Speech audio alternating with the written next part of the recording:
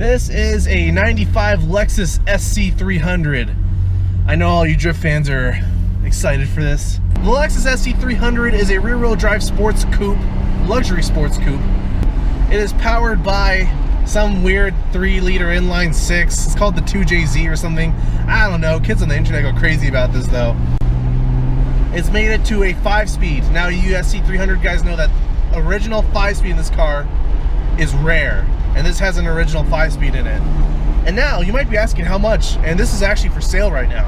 So I'll link the ad for the sale ad if someone really wants to buy this. So this car's aged really well. It almost has 200,000 miles on it. It has 196 in the clock right now, and it moves really well. The motor feels really strong and torquey. These are rated to have 220 horsepower, and for what that is, it's not terribly slow. I'm going to compare this to the NA300ZX, which also has 222 horsepower at the crank, and this really feels like it moves and gets up a lot better. Probably makes better torque is why. It doesn't look as good though, because you can't make it go topless. Exactly. This car has the top on. It's a nice conservative Mormon girl we're driving right now. So the reason the SC300 has a bit of a following is because a lot of these parts on this car are interchangeable with the Toyota Supra. Like you can put Toyota Supra shocks and struts and springs on here, and it'll lower the car. It all bolts up. I believe a lot of the part numbers for the chassis and steering stuff is all the same. I'm not sure the chassis are exactly the same. I feel like they are, but I'm not going to say it because someone on the internet's going to roast me if I do. The engine, motor, driveline, all of that is the same as the Supra. So this is all really similar to a non-turbo Supra. And you know, the 2JZ GT, the turbo engine, fits right in here perfectly without any custom work. It fits right in. In Japan, these were called Soarers. The Soarer had 1JZs in them. 1JZ is the predecessor to the 2JZ. It's a 2.5-liter inline 6 with a turbocharger. I'm not gonna lie, this has a stock exhaust, stock intake, and it sounds pretty good actually. So knowing this driveline and powertrain, this car does have plenty of power potential. A lot of people consider this the poor man's Supra. It's the actual Supra that you can afford. It has all the potential of the Supra, it just doesn't look like one. So the car's heavy, it's massive, it feels like a boat when you sit in it. But for how boaty it feels, it really does move its weight around and it loves to hug corners. It might have to deal with just like having a more sophisticated suspension. It's able to deliver a lot of mechanical grip, but it's really confidence inspiring. And I was going into this thinking it was gonna be a heavy pig that couldn't take a corner to save his life. It hugs kind of like you hug your hot cousin at a reunion. It's kind of awkward, but you're still hugging. I am from Idaho, so that should just be normal. Yeah, that's just a normal thing for you.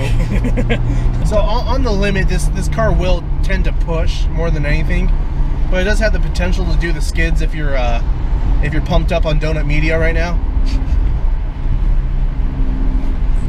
But it has the potential to be built as a good drift car. The long wheelbase means it can handle a lot of angle, and the stock steering rack gives a lot of angle as well. A 2JZ, the power potential with this car means you'll never have to swap in an LS to do something with this car as well. The aftermarket support is endless because of the Supra. All those parts are hand-me-down to this car. This car's the little brother to the Supra, getting all the hand-me-downs. But this is the little brother that's appreciative. He appreciates the hand-me-downs, unlike you little shit. I don't like how it doesn't have an oh shit handle right here. Yeah. Because it's here and it's just, yeah, I like it here. I'm surprised. This car's really easy to heel toe in.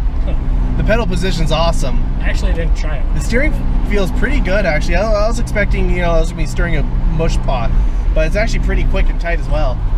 This car really surprised me. I was expecting less of it. It's also really comfortable as a cruising car. You can cruise through a canyon and play like, I don't know, whatever jazz music. Jazz music. Yeah. You're in a Lexus. You're above people. Anybody with a Toyota, feel free to one finger wave them. They're not as good as you. The interior does complement you, and your body rolls as well. It's quite roomy in here. The leather is comfy. This is a great road trip car, man. I'd daily this. And knowing you have the potential, you can go to car meets and tell people, oh, I could totally drift the shit out of this car. But you never will because you're just going to car meets.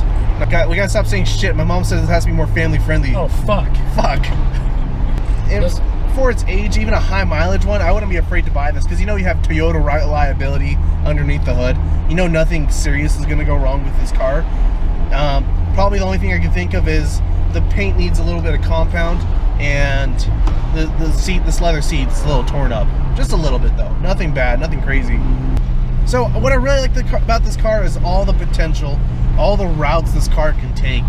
There's so much you can do with this car on a budget, and realistically easy.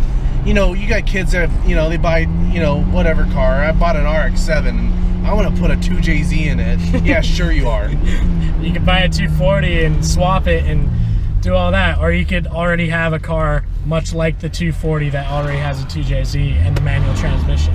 How much do those cost anyways? What? For a R154? Is that what's in this, or is it? This has a W58. So with that in mind, this already has a 2JZ in it, and it's easy to swap, relatively easy to do. If you wanted, a lot of people do NA twin turbo conversions. Essentially, they'll turbocharge the stock NA block, and it's actually kind of an argument within the community which is better to do. What's better? Do I go with the actual 2JZ turbo block, or do I turbo it on the NA block, because the NA block can also handle a lot of power? And that really brings all the potential into grasp. You have cars that have potential that, you know, with some money can do it, but the potential of this car is relatively easy to grasp onto.